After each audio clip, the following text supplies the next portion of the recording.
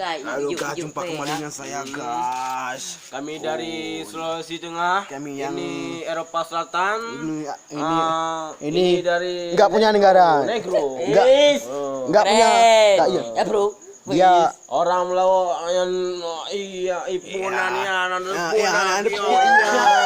ya kami 5 bahasa kami yang bisa mungkin kuat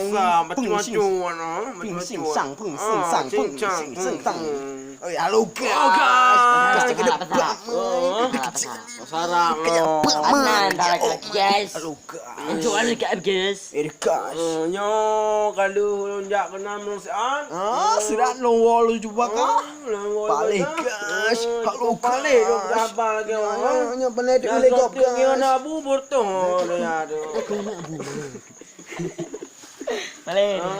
nyo balik ile gop guys balik baru kuah je muno anak berdua guys guys ni so Itu guys soccer guys. kalau mana lu pegang yo sila ori kabeh hidup mo tinggal sila sebelah hantam mo iblo model sikan kana mi ada burung juinan Jatuh lagi yo guys. Ya lagi yo guys. yo ke betul yo ci pegah kah mana pegah do sabe yo mangku alah tu oh ma dia gentut Oh, kali kita kau. punya makanan hari-hari guys halo guys nanti makan mie kita guys kita hari Begini ini lagi begini makan ide.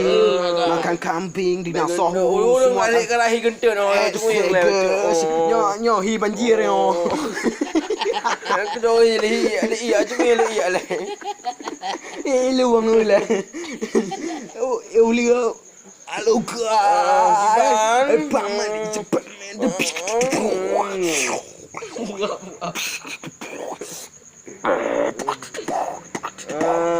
kembali kita halo guys, hidup yang ku jalani, masalah yang ku hadapi, semua yang terjadi pasti ada hikmahnya guys. betul. Halo guys, Betul. kami bangsa Aceh guys. Dari mana Indonesia Mana ini? nama Aceh kan Aruh Aceh kan dari Mongkai Aceh When I came to the band, as can, as we dance, pensil lo, anak apa lo, pangki lo, apa makan batok lo. Halo guys, paling kali minyak setengah, kau 2 minyak setengah guys.